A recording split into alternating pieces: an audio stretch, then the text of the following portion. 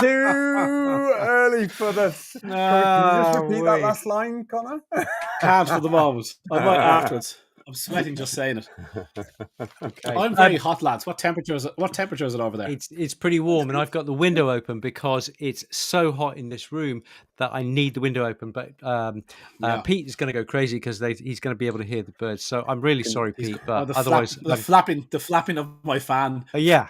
That's just bad. Connor's officially having a hot flush. Come on. We are the Raw Pet Medics. Seriously. Yeah, when we can finally settle down to do an introduction to this year's show, we're the Raw Pet Medics, and we do this every week. And you're very welcome to come along. There are a lot of people who help us on Patreon, and we're really grateful. You just go to Patreon, put in Raw Pet Medics, and we are there. And you can help us, and we really appreciate that. We are on your podcasts, and you can get it anywhere, and it just means you can listen to us when you're mowing the lawn. Or going to the bathroom, or well, I didn't want to say that. But anything where you can just put some headphones on, and we will join you in all our glory. So there you go. It's great to be here, guys. How's your week been? Anything strange or stuff? I've got news. I want to tell you my news. I've got two newses. First, I've got this. If you're wondering why am I wearing a lady's chain. Well, the reason was I was looking. Well, I've got an idea, but I won't say. And safe in the knowledge Lane doesn't listen to the show. This lady gave me this chain. No, I saw her on Etsy. It's like it's a DIY type thing, and I wanted my logo on a big long chain, thinking I'd just like to have my logo on a chain and see what it looks like. But you don't check the diameter, the dimensions. So I just bought a medium size, and it's like a choker. It's like this tiny little. It's not what I imagined. So if you're wondering why I'm wearing a lady's choker, you're actually saying it wasn't Etsy at all. It was Temu. It was it was a Temu version. Yeah. So that was. Are you wearing that permanently? No, well, I'm going to wear a slightly more manly one when I got on to her and said, "What's the story? This is a child's bracelet." Okay. And so I'm making a bigger, heavier one soon. So I just thought that'd be kind of cool, just to wear your brand a bit more. So that's going to be the first. It's going to come out, and you're going to be like one of these rappers with the big gold chain. Big gold chain. Lovely. Boom. That's it. West side. So the second thing is, do you remember our conversation, Nick? It was maybe 2 or 3 months ago, and I was saying I really hate my black fillings, and I just cannot believe I've got mercury in my face, and I want it gone. And you said, "Oh yeah, man, I noticed." And I was like, "You noticed my black fillings?" I felt like such a dirty old man, and so I'm sorry. Instantly, sometimes people need to be told, "Look, sort it out." And so, brutally honest. Yeah. So I just said, "No, listen, I can't let this go degenerate." So I contacted some natural dentist person, and it was some of the things that I can fix. And so this dentist, she goes, "Oh yeah, no, I'll do that every day. It's all people ask me to do." And then she had a look at my teeth, and she goes, "Oh, we can make a few improvements here, and I can take all those fillings out." Look, she did a few scans, and she goes, "Look, you have a little bit of decay under that one." She goes, "Just take them all out to replace them all." I'm like, "Oh yeah, cool." And she goes, "I can fix the crown on that tooth." And she goes, "Do you want an implant as well?" Because I needed an implant. And I'm thinking, I've been thinking about getting one, but they're very expensive. And she goes, "Here's the price." And she gives me all the price. And I thought, "Oh my God, like this is great." And I was showing other dentists, I know too. And I said, "What do you think of those prices?" And they said, "They're a bit too good to be true." And I thought, "Oh no, what do you do with that?" It's such a conundrum, because I like being cheap and I don't like spending money. And but there are your teeth. So then I spoke to a couple of people that use it, and they said, no, she's starting off, and she's got people that come into her and do art, like a day here and a day there, and she owns the business, but she gets it done cheap to get people in the door for the first year. So she goes, "Get on it." So I'm in there, and I got my teeth done, the first half of my face done yesterday. Let's have a look. You're allowed to. So this is Connor for the podcast people. He's just opening his gob, and we're having a look at his molars. So on the lower right, it's looking white as snow. I can't tell. This is the missing one. This is the missing one. It's been bad since a blow to the side of the face. I got the same. Yeah. And then your upper left. Let's just have a look at that contrast. This is. How do I get the? Just put your head up. And down a bit. There you go. Right. There's a line of black, which is the fillings, which is the amalgam fillings, which look kind of black, but they're mercury. They're mercury black. Who had the idea to fill children's heads, and Connor, with mercury? That's nuts. Well, it's absolutely nuts. It is. You know, they banned it in Scandinavia about, I don't know, 20 odd years ago, not because of people receiving it, but because of the mercury vapor from putting the amalgam into people's teeth. It was affecting technicians, nurses, dentists. They didn't think put in living bone would be a potential way of picking, and it is. Exactly. People have amalgam fillings have higher mercury readings in hair tests, and it drops after you take them out. So I'm looking forward to the health benefits of that. I have 2 here, I've got 2 there, I've 2 there, and 2 there. Well, one of them is a missing tooth now, so I'm getting it all done, and I got midazolam, so it puts you out. And then you come to halfway through, and I just woke up with a snort. And I was like, oh, sorry, I must have dozed off. As if you're going to doze off when you're getting all this work done. Because you just talk yourself into it. And then I started feeling all the work she was doing. I said, I'm feeling it again, and back out. Then I wake up, and Elaine's there. I'm like, no way, Elaine, what's going on? I came home, I collapsed onto the bed, and I just, at 6 o'clock, and I woke up at 4 in the morning, 3, 4 in the morning. And now I'm feeling it again. So it's very strange stuff. It's I've never had it before. But and did they do local anesthetic as well? A little bit at the start. I can take all that. Like it's just the drilling and stuff. I don't want to experience it. €150. Why wouldn't you spend €150 and skip all the agony? 3 hours of work, all one side of my face cleaned and fixed, and all the bits and pieces. You wake up 3 hours later and it's done. Highly recommend a bit of midazolam, guys. It is just awesome. So there you go. That's my tooth experience. I'm feeling great. I feel like I want to smile. Ketamine, it's a wonderful ride. Yeah, totally. I'm sure it was a good time for some. No, I'm not going to go down that road. But yeah, what about you, Bren? Any news that can compete with my white teeth? Oh no, not at all. No, I think that's just pretty much. That's a showstopper. Ouch. Yes, it is a showstopper. Hats off to you. I'm not sure. I appreciate waking up sort of 3 hours later, not knowing what happened in those 3 hours. Yeah, check your wallet. Check your wallet. Check a lot more than your wallet. I didn't want to say. No, it's too obvious. It's too obvious a joke. But he's felt a bit uncomfortable. Lovely. He just thought it was piles. And I was sitting on my wallet. But no, I've no wallet and I'm uncomfortable. So that's double bad. Anyway, so that's all my news. And also, did Elaine go to the dentist with you, or did she just me up? turn up when I say when you finished? I had walked down the stairs, and there was stairs there, and I'm holding the assistant's hand, and then she's there. So that was it. It's not like she was standing over me. I had enough. I was enough wherewithal to meet her, but like I don't remember the car ride home. I don't remember going into the spare room and going. She said, "I'm going for a rest," is what I said, and I just lay face down on the pillow and just woke up at 4 o'clock in the morning, 10 hours later. So it's crazy stuff. It's just and maybe your body's probably a bit sore from all the bits and pieces and the scraping and drilling. It's not nice, But to anybody that's afraid of the dentist, just get drugged. It's awesome. So did you do a detox? Because obviously they're going to mobilize all that stuff. Okay. I'm going to definitely. Okay, what's your plan? What's your plan with the detox? I'm going to go to ChatGPT and I'm going to say, what would Neil Nathan do for post amalgam filling removal, and it'll tell me exactly what Neil Nathan would do. So that's what I'm going to do. Yeah, I don't know what is some sort of clay, some sort of chlorella or clay. I'm not sure. It's one of the two, isn't it? Yeah, I don't know. Colloidals or there is a chlorella, but I think there's colloidals in there as well. You get some. Interesting. I need to do that. You've got to do a chelation thing. There is that thing that comes up. So that's a very topical for tonight. Chelation. That is the buzzword for tonight. Chelation. We're going to be talking. Let's get into it, guys. Let's get into FEDIAF and AAFCO. The standard we need? ? A very well placed question mark. Bren. Good work. Yes, very, very nicely done. For those on the podcast, it says FEDIAF and AAFCO, the standard we need. Inflection upwards. Only an Irish would do that. Inflection up, or is that the Canadian? I can never remember. Irish people know.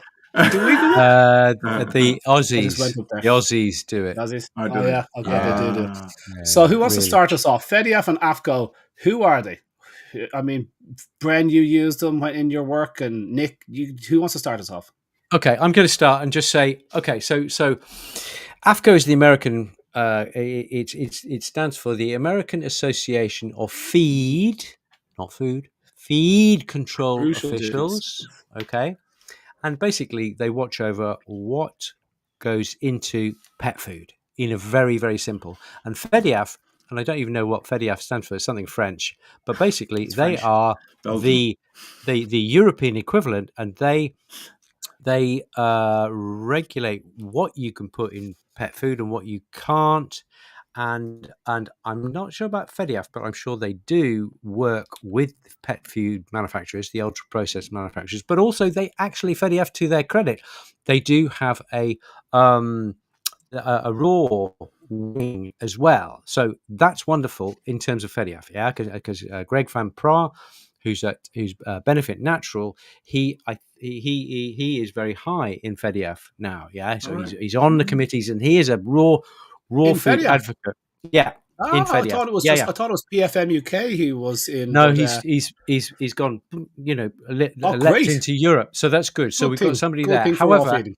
AAFCO, they are pretty much in bed with the ultra processed manufacturers, the Marses, the Purinas, the Hills, and Royal Canin, and everybody else. They invite those people to their meetings to decide what goes into pet food. That is to say, if one of the manufacturers says, "Oh, that's going to cost us quite a lot if you do that," then they will negotiate such that it is more comfortable for the pet food manufacturer, which I think I think that really stinks. It means that the manufacturers of pet food are writing the rules themselves by lobbying AAFCO. Any thoughts on that, guys? I'm pretty cynical about these things, but one word you said there, Nick, I'm going to pass over to Brent because I've got something else ready. But one word you said there was regulate. AAFCO regulate, but the key is AAFCO and FEDIAF don't regulate in any real way. They've got but they no put hands. They put up this is what we would like guidelines. You to do. They put up guidelines. Yes. And the local veterinary departments, Department of Agriculture, really enforce it. So FEDIAF and AAFCO never check products. They don't have any laws. You will never meet them in a court. Mm-hmm. They've no teeth whatsoever. They've no legal justification, nothing. So they are, and you're right to say that they've got pet food manufacturers sitting on their board. I assume it's the same with FEDIAF. You might say, oh, it's a necessary part of the whole thing. But for sure, if you look at some of the things that have gone on, even the fact that you picked up AAFCO feed, the difference between feed and food is that you're allowed to use 4D meat in feed, dead, diseased, dying, disabled, animals that haven't been checked by a vet.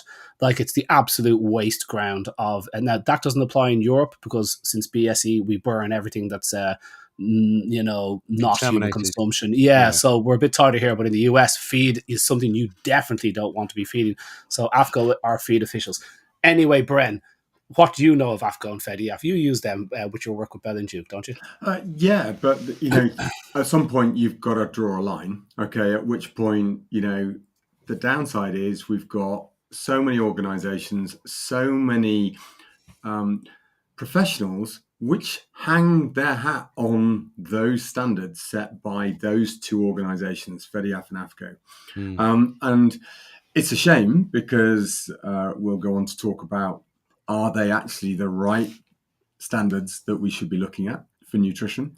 Because let's face it, where did they set up from? If we wind back to when everything started, unraveling, when they found a calorific baseline that they thought they'd create out of excesses that were around in the 70s, and then thought, oh boy, there's a few issues coming up here. Certain animals get problems with deficiencies if we just feed this.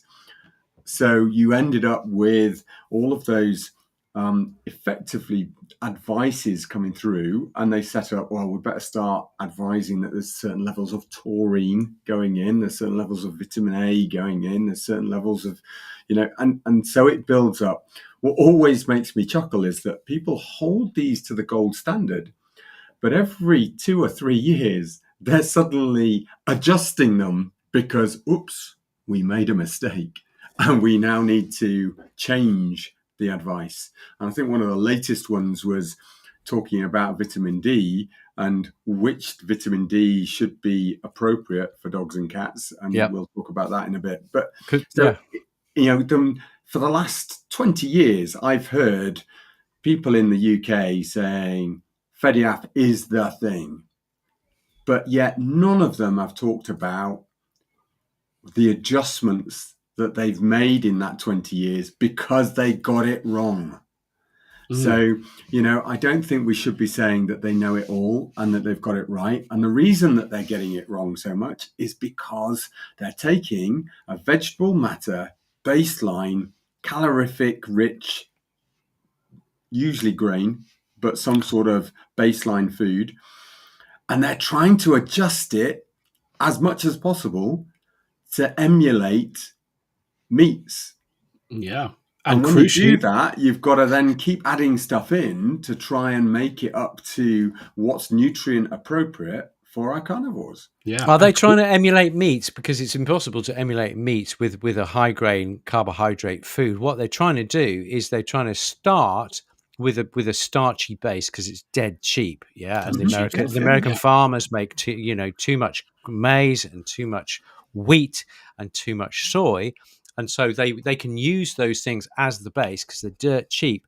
And then that they will add some meat protein. I'm not going to say it's meat because it's from meat meal, and we've spoken about meat meal and bone meal. But then because it's so far off a dog eating a rabbit, they have to then tinker with the iron and the copper and the selenium in order to make this approximation. It's like making a kite into an aeroplane. All the modifications you have to do to a kite to make it into an aeroplane. That's what it is. It's a little bit here, and we need an engine on here. Yes, it's still a kite. No, and it's got an engine. No, it's that kind of thing. It's absolutely crazy. It's kind of like trying to make a car, but you're actually taking the engine out, really, because the nutrients they use is key, because real food and synthetic nutrients that come from a conical flask are absorbed very differently by the body. Okay. They come in by themselves. They've no cofactors with them. Ultra processed food has all these other ingredients in there. So zinc and calcium and iron fight for the same transporters to get across the gut membrane. So when you have lots of one of those present, so they put in lots of zinc oxide. So it's not just the nutrient, the best zinc supplements are chelated to a protein, as we've said numerous times. For people to understand, we're talking about the feed guidelines. It says 100% complete and balanced on the packet. So when it says that 100% complete and balanced, they're adhering to the AAFCO and FEDIAF nutrient profiles. So this is where they tell you how much protein, zinc, calcium, vitamins, amino acids should be in there. These are minimum guidelines. You've got to hit the minimum. And as of 2017, 160 different products tested. 2/3 of those products failed to provide the minimum for your pet. So this is showing the lack of regulation. They're advising about these guidelines. We wish you would put these in to avoid the minimums, to avoid all the catastrophes that have happened in the past, as Nick has highlighted. But 2/3 of dry pet foods are failing. So you have a 1 in 3 chance of buying a complete pet food and it providing the minimum nutrition to get your dog through a 6 month. Was that the 2017? That was Davis. Davis. 2017. So the problem that these guys have, aside the fact that they don't even put in the nutrients correctly at the first place, is that the nutrients they use, so for example, the best zinc supplement is like chelated to a protein, as we've talked about many times. So zinc oxide is crap, poorly absorbed, 10 to 20% is absorbable by the dog. What you want is a zinc that's been chelated to a protein, because minerals are in the soil and the rocks on their own. Zinc there and calcium there and iron there, by themselves. The body doesn't take things in like that. They need to be made organic. So the only things that make them organic is the plants in the soil, and they take up the minerals, and then the plant chelates them to a protein, and then somebody eats the plants, and then we eat the animal. And now the mineral has become organic, and you can now take it into the body. When it's inorganic in the soil, you can't absorb it. So you can eat lots of iron filings, and that is the iron that's put into pet food. It's put into kitties' breakfast cereal. YouTube people putting magnets on iron supplemented breakfast cereal. YouTube. Ooh, See, fabulous. so poor quality minerals are used because they're cheap. You could buy good quality zinc supplements that are already chelated, and then they're considered organic supplements. So that'd be like your proteinates and your sulfates and your biglycinates. These are great mineral supplements, but they're expensive. So only good companies use good quality minerals, and the vast majority see it. So they use poor quality minerals. They compete with other minerals at the membrane. Processing ruins their absorption. And even then, as I said, 2/3 aren't even the right amount. So there's mega problems with the way they're trying to frankenprey this pet food, and they are not doing it correctly. They're trying, and then enter fresh food to try and use these ridiculous profiles as if they bear any relevance to real food. Which they don't. I'm just going to jump in there and just say, if anybody wants to have a look at these nutrient guidelines, you can get them if you just put in FEDIAF nutrition guidelines 2024. Off you go. You're off to the races. It's really interesting because to their credit, and I don't really like doing that, but credit where credit's due. It says iron, because of poor availability, iron from oxide or carbonate salts that are added to the diet should not be considered sources contributing to their minimum nutrient level. That is to say, they recognize that iron oxide and iron carbonate are not very well absorbed. So you're putting in a supplement in the food, which then goes into the animal, which then will come out the other end.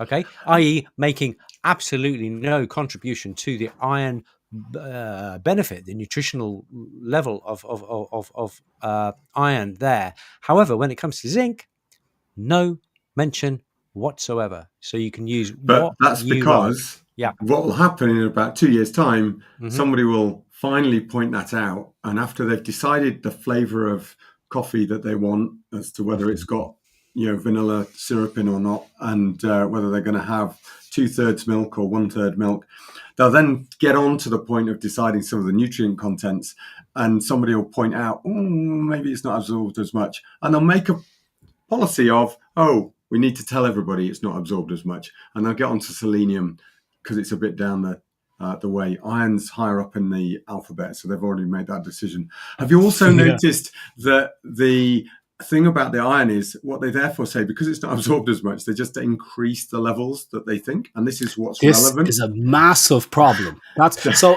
this idea of, so they use more zinc because the pet food is so hard for the dogs to absorb. So the when you test pet foods, one of the nutrients they're really high in, it will be zinc, lots of zinc oxide, because it's harmless, isn't it? It's harmless, but it's not, because all that zinc is competing at the membrane for these transporters, and what happens is, inadvertently, the zinc can get to the gut membrane and cause copper issues. They compete for they clog up the transporters. Your body no longer takes in copper, and so you can get copper deficiency from that. And not only that, but the body, when it's going into copper deficiency, sends out more transporters for copper. Give us more copper. Give us more copper. We need copper. Now your gut membrane's primed for copper. If you feed a food now that contains copper sulfate, which is the dirt poor copper that they put into pet food, copper sulfate is 100% soluble. It's as close to a toxin as you need to talk about. And that is 100% absorbed. So if you've got lots of receptors out for copper, boom, you're going to get a copper issue. Same with iodine. If you're short on iodine, the transporters will be at the gut membrane. We need iodine. If you put in a pet food that's grossly high in iodide, which is very common when you test them, you'll get this sudden shock to the thyroid. So this is how it's such an impossible Franken task to get this ridiculous, it's like a ridiculous, you're making Pinocchio with a couple of plastic straws. It's just not going to work. It's too complicated, too complex, it's ridiculous. The studies, even for zinc, check this out. People always say FEDIAF, the gold standard. Listen to the studies. Don't forget FEDIAF's figures are pre-processing. So when you look at prey, for example, prey has 8 to 10 times less vitamin D than what FEDIAF say has to be in the product per 1,000 calories. So you have to have this 10 times higher figure of vitamin D in your pet food for FEDIAF to give it the minimum standard, when actually prey doesn't have a 1/10 of that vitamin D. And the reason for that is FEDIAF knows processing annihilates vitamin D, utterly annihilates it, 80-90% gone in processing. So they say you need to use 8, 9, 10 times more, because these are pre-processing figures. So here are us dummies come along trying to formulate, and we have to add vitamin D to hit the minimum FEDIAF standards, so the Department of Agriculture will allow us to manufacture pet food. So these standards have zero bearing on real food. But listen to the science behind zinc, okay? Guess how many studies support in the nutrient requirements of cats and dogs. Okay, this book here, which is what the whole things is based on, which is really fascinating. Yeah, it's very, and it's not that intimidating, the book, compared to some of the books I have down there. But when you go to the nutrient requirements of cats and dogs, and you go to the requirements for zinc, so the requirement studies in dogs, where they worked out this requirement of 80 milligrams, whatever, per kilogram of food, how many studies did they use to support that, the requirement for zinc, most important mineral out there, surely by something like 2, but only on pregnant bitches and an iguana or something? Oh, you're so close. You're thinking of the protein. The low protein figure is based on 4 studies of pregnant bitches. It's based on 4 studies. So all the vets saying that there's so much science behind this, there's 4 studies. Okay, there might be 4 amazing studies with thousands of dogs involved. Check out the ages of these studies. In the first one, Robertson and Burns, 1963. 2 groups of unspecified number of pups were followed for 7 weeks. One was fed 33 milligrams, which would be considered very little, and one was fed 133. And they found the one on 33 milligrams got zinc deficiencies. Okay, so far. 33 milligrams, which is seen as quite a little, it's not a lot of zinc, gives zinc deficiencies to pups. What form was the zinc in? Oh, dirt crap, just crap, Georgia Jefferson. Does it say zinc oxide? Or, I'm sure it does, but I've only taken 3 or 4 lines on each study to get through them. Okay. Sandecki, 1982. Okay, so I love when people say we only use modern studies. Well, your whole book is based on tiny old 6-week-old puppies were fed zinc-deficient diets and followed for 4 weeks. And after 4 weeks, they had skin lesions. That's the second study. Okay, they knew it was a zinc deficiency. It was a study deficiency. 3, Sandecki again, 3 years later, 4 puppies were fed a zinc-deficient diet of corn and soy for 5 weeks, and the zinc-deficient puppies developed issues. 4th study. This is the 4th study to develop the requirements of every cat and dog eating every complete pet food out there is based on this 4th study. It must be a gem. This is the good one. Here we go. Bulls et al. 1991. They love mentioning it. They compared how well dogs can use different types of zinc. 4 different types of zinc in 4 different dogs. They follow the dogs for 20 days. So this was a measure of how well zinc glycinate is absorbed versus zinc oxide, which is an okay study, but it's not something to bloody bet the house on. It's just like, okay. And they found that the dogs on zinc oxide had a major issue, and the dogs were excreting more zinc than the others. Hair growth was best on the chelated normal zinc. That was the conclusion of that study. None of those 4 studies followed 100 dogs, 50 on this, 50 on that for a year, 2, 3 years, check structural integrity, behavioral issues. Like, there's nothing fertility, all of that stuff. The figure, like they measured nothing. The way they picked out initially the 120 milligram figure for growing pups, here's how they did it. The Sandecki study that I mentioned, 1982, they compared a deficient diet and they just picked out of the air the figure 120 milligrams as the normal zinc. And AAFCO said, that's now the normal amount of zinc. Sandecki just pulled it out of the sky. That's what we'll use to make sure the pups have enough. And so they used the figure 120 milligrams based on a study of 4 puppies. The guy plucked the figure out of the air. It is twice the amount of zinc than any prey animal can possibly provide. And they've been running with that figure ever since. But the science behind it is utter garbage. So, and this is just zinc. You can apply the same things to manganese. All of us were running around trying to find enough manganese for our raw dog food. People are doing solutions, pet food, in fairness, they're putting up saying, listen, guys, 80-10-10 diets are deficient. And the vitamins and minerals they name are zinc, which is just a ridiculous figure, vitamin D, which is impossible. Liver doesn't have a 20th enough vitamin D. Like, it's just not possible to make a raw diet with enough vitamin D. And each of the minerals was like, there's no studies for manganese. There's no studies for selenium of any value whatsoever. So this is the science, in inverted commas, that FEDIAF are basing their stuff on. It's absolutely horrific. When you say there's not enough vitamin D in liver, that's when you're talking about raw liver, for example, when you compare it with the recommendations. Okay. Which take account of the degradation of the vitamin D in the processing. Okay. Yes. But if you feed proper liver, even lightly cooked liver, to the dog, they're going to get oodles of vitamin D, and it's going to be D3, not D2. in the FEDIAF recommendations, they don't differentiate between D3 and D2. D2 comes from plants and is useless for carnivores. Crazy. I think D3 they just had is super useful. 2024, they differentiated and they started to declare that you should be using D3 in the foods, but they didn't adjust the vitamin D level. They just said, we think that D3 is going to be utilized more readily by dogs and cats. 10 times better. And actually, but then they must have taken a break for coffee or for the next meeting and forgot to adjust the vitamin D level that they advised to go into the food. Also, I don't believe that that whole thing of manufacture, so in effectively looking at formulating the product, there isn't a lot of work, I don't believe, in many of these companies are looking what is coming out the back end of these foods. So actually checking what is coming out in those. And that then becomes a bit of an issue because a lot of people are taking those standards as they are what should be coming out.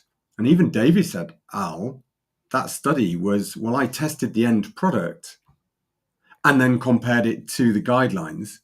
Yeah. And they're deficient. But then if the guidelines were based on formulation, not on output, right, how could he compare them? So there would because be that's the pup we're being sold. We're being sold the idea that these guidelines, the manufacturers are considering all the nutrient clashes, the crap uptake, the 4 or 5 times being cooked, sitting in storage for 6 months. Yeah, you want to check your fats and vitamin E after storage, vitamin B. You cannot store those things at ambient temperature, sweaty cargo hold, open bag in the cupboard. Like it is. Listen to the studies on vitamin D, guys, because I had these two ready. Guess how many studies support the vitamin D of all vitamins? How many studies, guys, support in the vitamin D requirements in the nutrient research manual? How many studies? 2. 3. You're getting closer. 3 studies. Okay, here's it. Let me read them out. I've got one line in each one. The first study was from 1939. Looked at a handful of Great Danes, unspecified amount, I can't access the study, fed some canned meats because vitamin D is annihilated in cans. And so containing cold calciferol, which is a good version of vitamin D in fairness. Second study, another study from 1965, we're getting better now, using an unspecified type of vitamin D, to Bren's point, likely D2 by the sounds of things, because the pups had poor absorption on this vitamin D. That's 1965.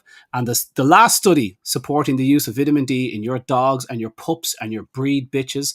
And the final study, the NRC cites in support of their insanely high figures, was a weird study by, I'm probably writing this for myself and not for you guys, I hope I don't curse, was a weird study by Keeley et al. 1991 that compared 2 groups of laboratory dogs fed 2 kibbles, one with 0 vitamin D3 and the second with some D3 added, D3 being the good stuff. They followed the dogs for 2 years and the dogs not getting any D3 didn't suffer a deficiency. When they measured at the end, both groups of dogs had the same blood values for D3, even though the dogs got a 0 D3 diet for 2 years. That's one of the 3 studies that the NRC is presenting to us as evidence of the dog's requirements, which suggests they need bugger all D3 in their diet. Something like what raw food's providing, 20 to 30 IUs as opposed to 160 or 180. So there could be a dangerous level of vitamin D being used in pet food, So we don't have these answers. We don't have the studies. There's no evidence for what they're putting into dry pet food. Studies show they don't even contain it. Hill's Pet Food, don't forget, 2019, 22, to Bren's point, 22 million cans went out the door of one factory, excessive in vitamin D. And if you get excess in vitamin D, you're going to get kidney issues. Flood vitamin D into your body. It tells the body to suck up loads of calcium. And if you suck up loads of calcium, you're going to deposit that in the kidneys and get kidney disease. So it's shocking. There's no regulation. I've raised this because I had a recent case that came into me having been fed on a particular brand diet, and it's come down with a DCM. And I raised this dilated cardiomyopathy. And I raised this with them saying, just wondered if you checked any other these particular diets, because obviously I do know that in the past you've had a few issues with nutrient levels. Oh my God, the absolute rage. That was over 10 years ago. How can you possibly come back at us about this? You know, it was proven we voluntarily withdrew that food. It was never an issue. None of the stuff about the fact that, you know, it's currently in court and they're, getting scrutinized for what happened in those circumstances, and that there was a second recall in 2019 following the original one that was 9 years ago.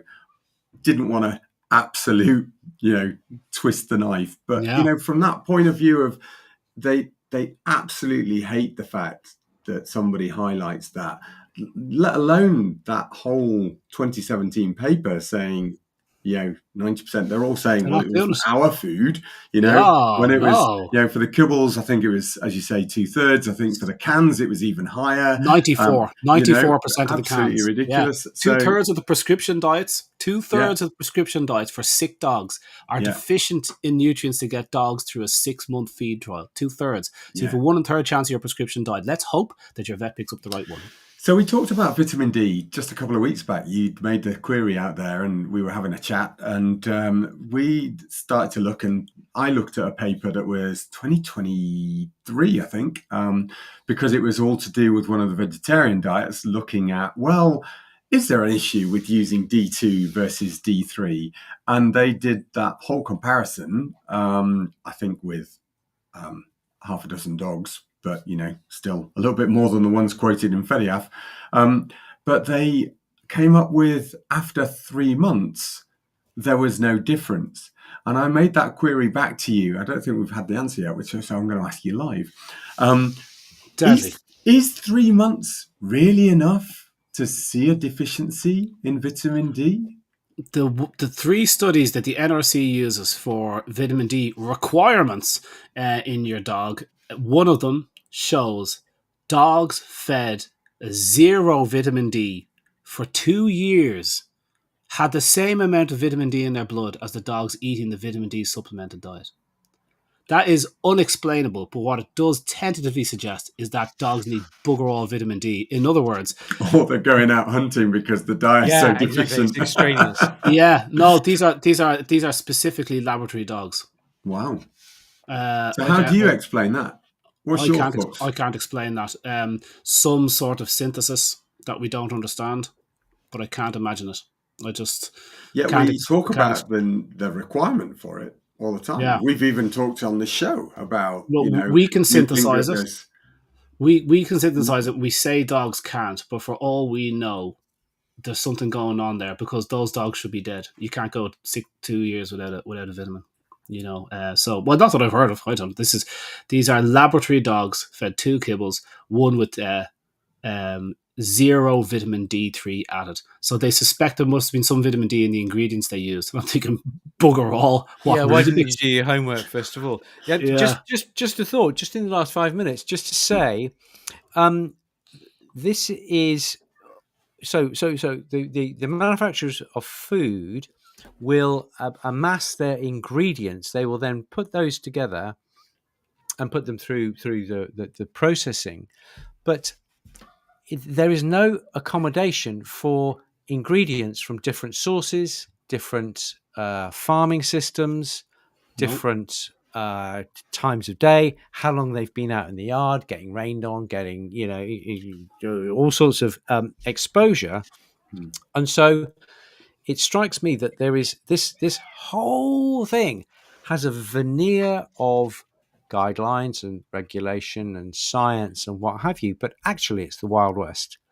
They will get, the formulation says they've got to have I don't know, if you're making a really big batch, 6 tons of meat meal, and it's got to have 20 tons of wheat, and you put those together and then you add various bits and pieces, okay, because you're following a certain formula.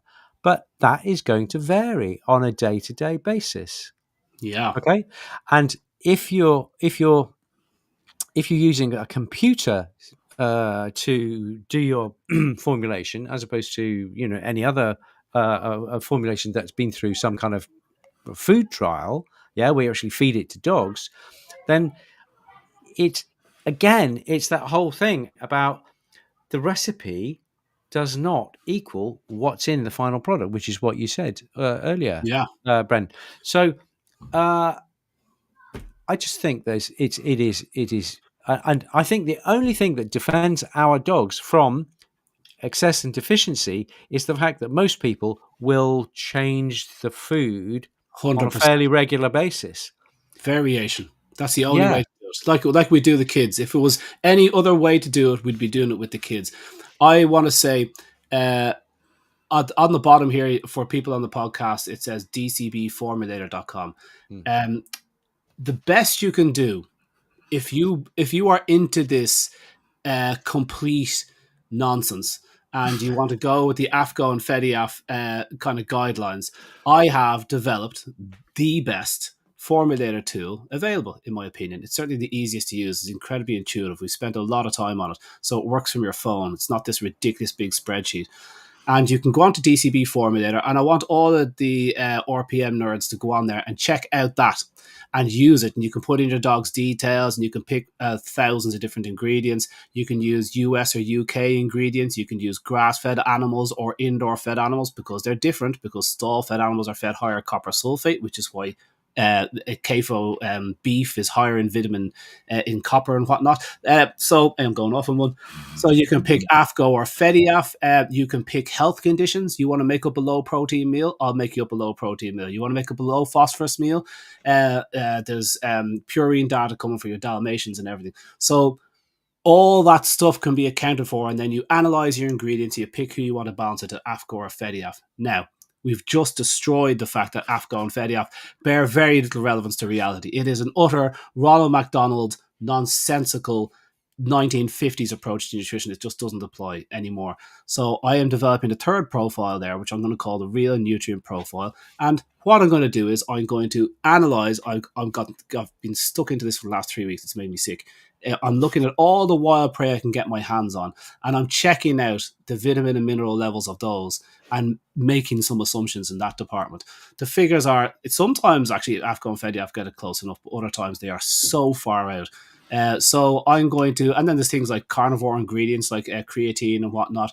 I've got a protein quality score system, so you can check it for anti-nutrients and digestibility and all sorts of stuff. It's absolutely cool. Check out that formulator tool. I want you to use it and let me know if you find any little bits of bugs and whatnot. All the premium features are there for free.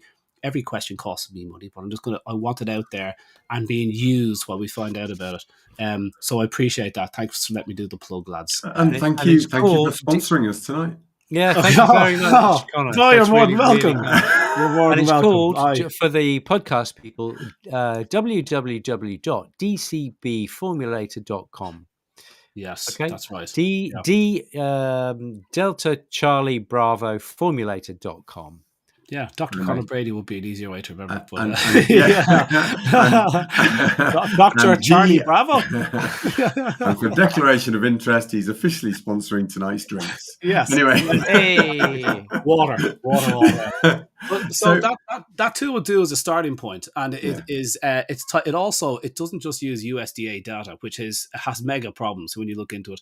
It uses this UK search databases. I've got French and German data. It also has search. I've got about 1,400 studies, and so it'll tell you exactly what percentage of data took from the literature and where else. I've got bone data. I've got all sorts of things. I make recommendations at the bottom. Like it's pretty powerful, I have to say. So thank God you explained that, because I was a little bit worried that you'd spent 3 weeks of your life in the deep dive of creating this with AI, and then we were going to, in 45 minutes, destroy your whole marketing plan. And then USDA, you're going to come up with another option. Swerve. Look, and in Patreon, when we go in there, I want to explain to people the difference between pups and adults. Do people not wonder, we need a different profile for puppies? It's like, do we? Do you think mum comes home and regurgitates a slightly higher zinc meal for the puppies? You know what I mean? Do you think she separates out the mouse when she's digesting this to make sure that the certain bits get to the dog?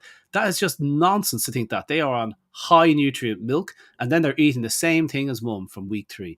That is a fact. That's what they eat. So I'm going to show you how that process works, which is really quite simple and beautiful and interesting, that you don't actually have to worry too much about that end of things. Do you know where that first came in? That whole idea about this is a puppy food and this is an adult food. Do you know who started that? James Spratt, who was he was an electrical engineer from Cincinnati, and he came over to England and he saw the dogs eating ship's biscuits on the docks of Liverpool, possibly, and he thought, "Oh, that's great! I'll just make that up." He called it beef febbrine, and it didn't contain any beef; it contained beef blood. Okay, possibly even horse blood. Okay, but the important thing is, he thought, "Oh, this is dog food, right? Dogs go from 0 to 15 or probably 20 in those days." And he thought, genius, I'll make this food, maybe slightly different, I don't know. But he made this other food and he put it in a slightly different bag and he called it puppy food and he charged a premium for it. Yeah, that's where it started. There you go.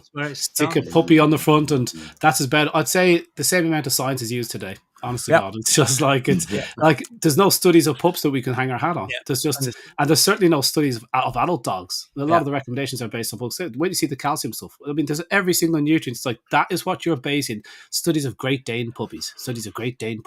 3 here, 4 there, followed for 2 weeks. That's the lifetime recommendation for an adult dog and a senior dog. What are you talking about? It's just it's a car crash. So it's just, once again, it's people holding up giant books like this and going, we have all this science behind us. Look at the weight of this book, the Small Animal Clinical Nutrition. Of course, dry food is the best. It's like, have you opened that book and read anything inside it? Have you gone to the protein section of that and looked at protein requirements for dogs? As Nick said, 4 studies, more than 50 years old, of reproducing bitches.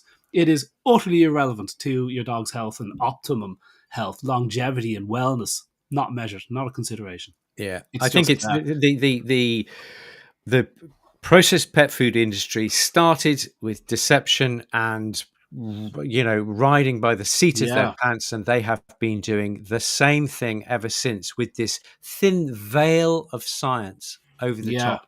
But I think the reality is, it's just a. Can I say shit show? Before we flip over, because I think we're pretty much there. We're going to discuss a little bit more on adults and babies. And I want to thank Connor for the sponsorship tonight. Mine's a Chateau Neuf de Pape, and lovely! I love a bit of Chateau Neuf de Pape. I like the cheaper one. Mine's a Krug champagne, please. That sounds expensive. I don't know what that is. Look it up. How much is that? How much is that, Nick? Honestly, Chat GPT. Yeah. How does anybody buy a bottle of wine for over €50? Honestly, what is the point? I'm just too miserable to myself. It just tastes the same to me after €10. How much? I bet you. How much is that champagne? Yeah, totally. Yeah, a bit of midazolam. I haven't looked. Last time I looked, it was about 80 a bottle. Oh, that sounds manageable. Krug. Okay. I mean, look it up, guys. Anybody know? Anyway, listen, guys, I'm going to have to run. I've got a big project on this evening, so I'm not going to be able to join you over in Patreon. I know what your project is. I know, but it's very important. It's very important. If you want to see me alive next week, it's very important that I get this one done. So I'm going to say adieu and adios. What are we doing next week? Oh, it'll be Q&A. Q&A. It'll be Q&A. It's not Q&A already, is it? Yeah. It'll be Q&A. 30 days has September, April, June, and November. Oh, yeah, it does. Yeah, right. Bloody hell, that's quick. I feel like it's Q&A every week. The months are just flying past. I can't believe it's the middle of summer already. My God. Well, we're going to be talking puppies and mums over on. I've got something interesting to say. Yeah. What, really? Oh, my God. Yeah. This is my field. This is just where I'm strong. Sorry if I talk a lot tonight. This is a strong hand. It's my strong hand, child. Nick doesn't know what we're talking about because he's Great stuff. All right, Nick. Guys, take care. Great see stuff. you next week. Don't forget to put your questions in on the post about Q&A. For all of you other guys, if you want to join us over on patreon.com/rawpetmedics, pay a small fee and you will be able to hear us chatter on a bit on the side. So look forward to seeing you over there. Take care. Fabulous, guys. Thanks a lot. And thanks for everybody who's watching. Toodaloo.